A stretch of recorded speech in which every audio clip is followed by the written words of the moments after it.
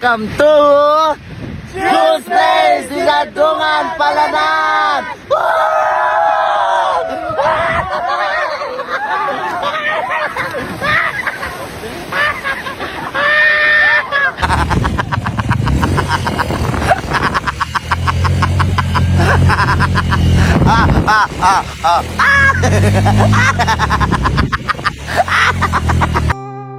So worth it naman pala talaga yung haba nung biyahe natin kasi ang ganda naman pala talaga kasi may nakatagong ganda talaga dito sa Palanan.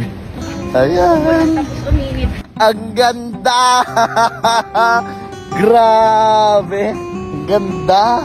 Ang ganda po! Anong sinabi nung dito? Uy, grabe! Boracay dito. Grabe! Ang ganda, guys! Nandito tayo ngayon sa place kung saan walang kasigna-signal at malayo sa problema. Kinaipang Dinadungan, Palanan, Isabela. Nandito tayo sa Jules Place, White Sand Beach Resort. Tignan nyo guys yung mga sand as in ang pino. Alam niyo guys, hindi pa masyadong nakakwanto napupuntahan. Kasi nga wala pang travel ng via land, puro plane. Yung papunta dito sa part na Dinadungan medyo mahirap pa, kaya nagmotor po kami.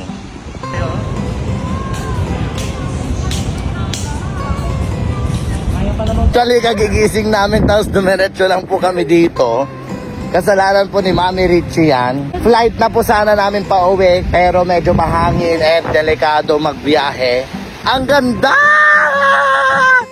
Ang ganda, guys!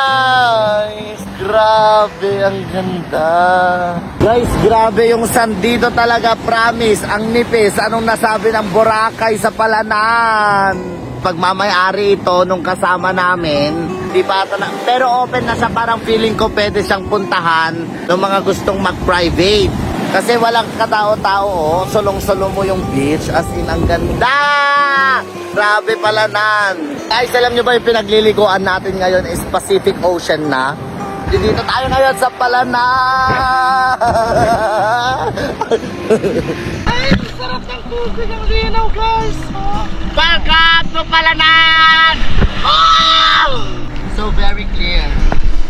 Lakas ka na! Ang saya!